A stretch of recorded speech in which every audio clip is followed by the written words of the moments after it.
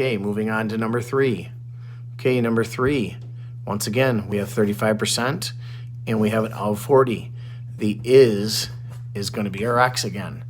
So let's set up that proportion. Once again, 100 is always in the equation. Now I come over here and I say, oh, I have my 35%. Percent is on the bottom right. So my percent was 35. Then I say, what else do I have? I have my of, which is on the top left, which is 40. And that means we are solving for is again. So once again, we've got our proportion set up. Next thing I do is cross multiply. I like to start with my x again, just like I always do. 100 times x.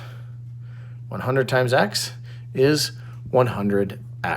They attach themselves. We don't know the variable. We don't know the value of x. It's a variable. And then we multiply 35 times 40. And that's a big number. You are allowed to use calculators in 8th grade, but if you don't have them with you, set it up. 35 times 40. I'm going to put my 40 on the bottom, even though the 40 came first, because I know a rule with zeros. My 0 can come down. 4 times 5 is 20.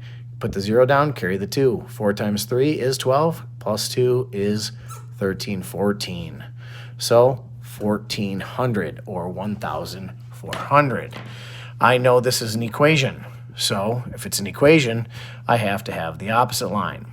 100 times x, I'm going to do the opposite. That means multiplication, so I'm going to divide. They cancel out when I bring it over here. X is now by itself. 100 into 1,400 or 1,400. You can do that division if you want to, but I'm going to make my life easier. 0 on top, 0 on the bottom, cancel. 0 on the top, 0 on the bottom, cancel. 1 divided into 14. How many times can 1 go into 14? That's right, 14 times. Hope that helps.